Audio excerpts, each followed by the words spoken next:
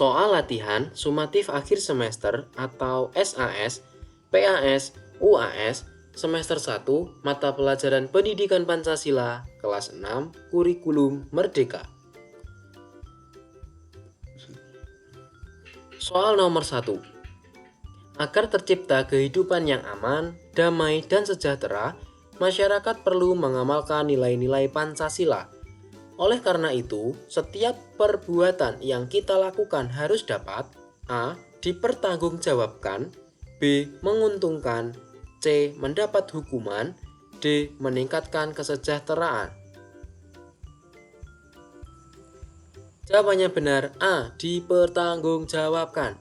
Jadi segala perbuatan yang kita lakukan itu harus dipertanggungjawabkan, atau kita harus bertanggung jawab tentang resiko akan apa yang kita perbuat.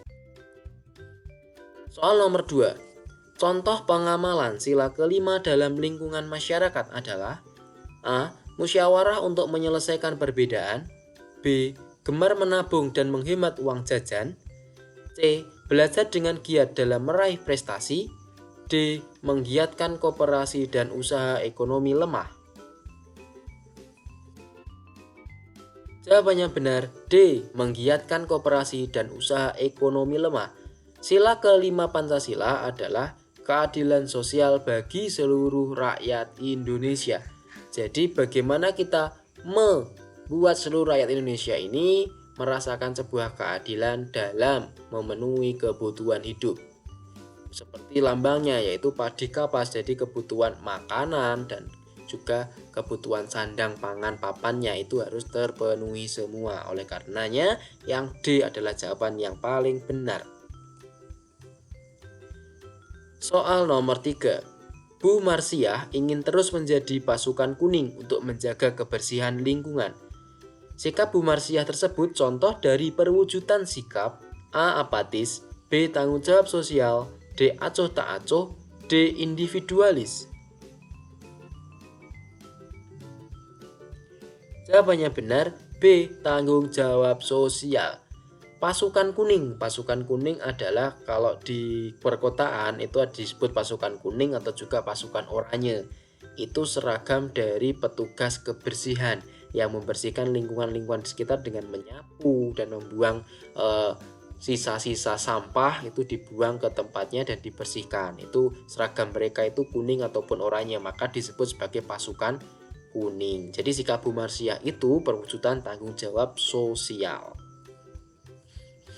Soal nomor 4. Ideologi dasar negara Indonesia dan menjadi landasan keputusan bangsa Indonesia yang mencerminkan kepribadian bangsa dan sebagai dasar dalam mengatur pemerintahan negara adalah A. Pancasila, B. Undang-Undang Dasar, C. Bendera Merah Putih, D. Lagu Indonesia Raya.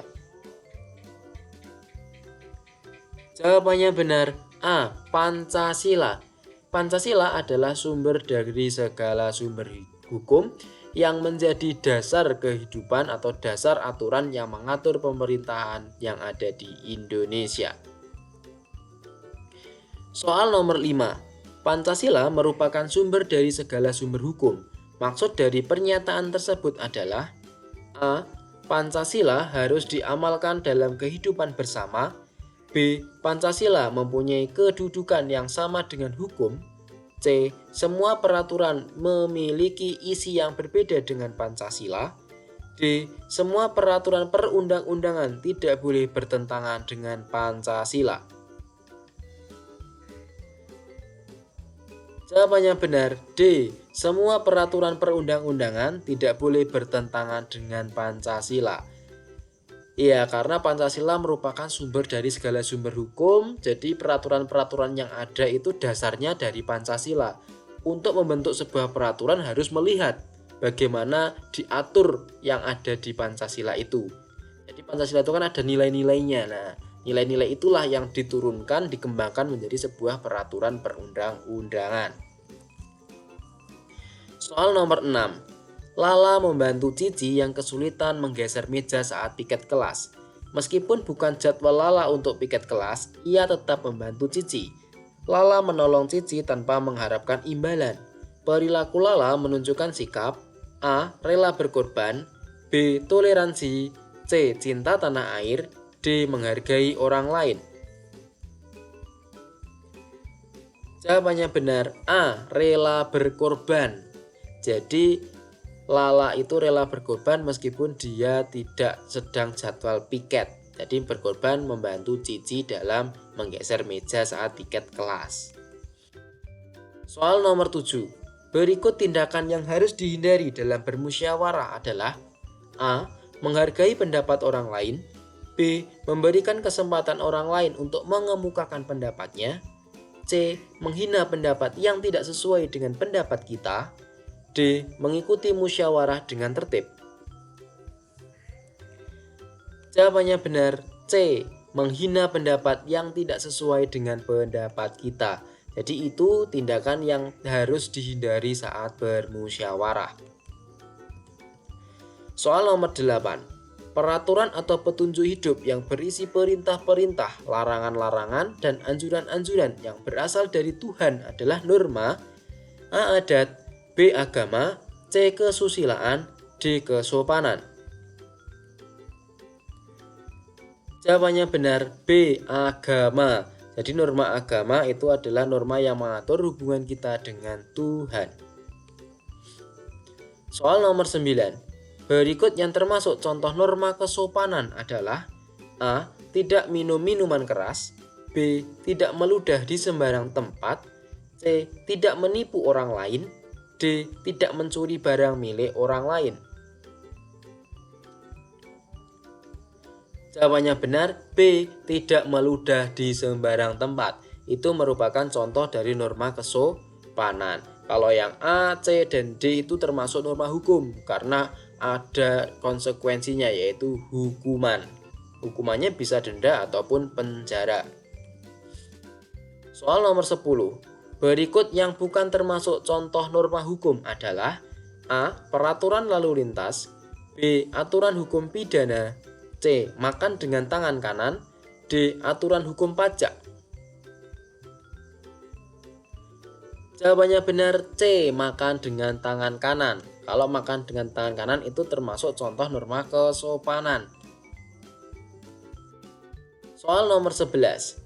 Berikut yang termasuk perilaku melanggar norma yang berlaku adalah A. Menyapa orang yang bertemu di jalan, B. Mematikan lampu pada malam hari, C. Menghadiri undangan pernikahan, D. Membuang sampah di halaman rumah tetangga. Jawabannya benar, D. Membuang sampah di halaman rumah tetangga. Itu perilaku yang melanggar norma. Soal nomor 12. Berikut yang bukan kewajiban warga negara adalah A. Menggunakan fasilitas umum, B. Menjaga lingkungan, C. Menjaga kedaulatan, D. Membayar pajak. Jawabannya benar, A. Menggunakan fasilitas umum. Kewajiban adalah segala sesuatu yang harus kita lakukan atau laksanakan. Kalau yang A, menggunakan fasilitas umum, itu malah merupakan hak yang harus dipenuhi kepada setiap warga negara. Soal nomor 13.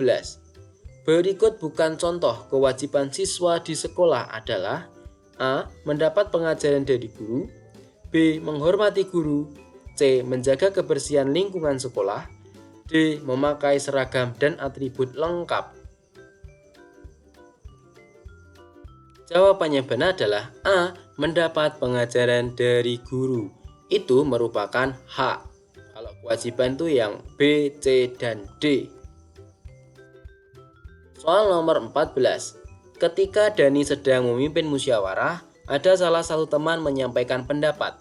Sikap Dani sesuai prinsip-prinsip musyawarah adalah A. Mendengarkan sampai selesai dan menerima jika sesuai keinginan Dani, B. Mendengarkan sampai selesai walaupun tidak sesuai keinginan Dani, C. Menolak jika pendapatnya berbeda dengan Dani, D. Mendengarkan sampai selesai. Jawabannya benar, B. Mendengarkan sampai selesai walaupun tidak sesuai keinginan Dani. Soal nomor 15. Pak Andi terpilih menjadi ketua RT. Pak Andi dalam melaksanakan tugasnya menerapkan sila keempat Pancasila. Sikap Pak Andi yang mencerminkan nilai-nilai sila keempat adalah A. Bermusyawarah menyusun jadwal ronda. B. Mengambil keputusan berdasarkan keinginan diri sendiri. C. Tidak mendengarkan pendapat warga. D. Memaksa warga mematuhi keputusan rapat.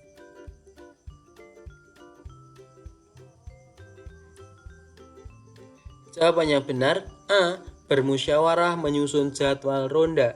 Sila keempat yang bunyinya kerakyatannya dipimpin oleh hikmat, kebijaksanaan dalam permusyawaratan perwakilan, yang mana mengandung makna apabila kita akan mengambil sebuah keputusan harus didasari dari hasil musyawarah dan mufakat.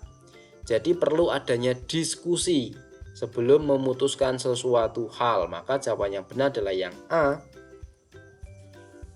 Soal selesai, terima kasih.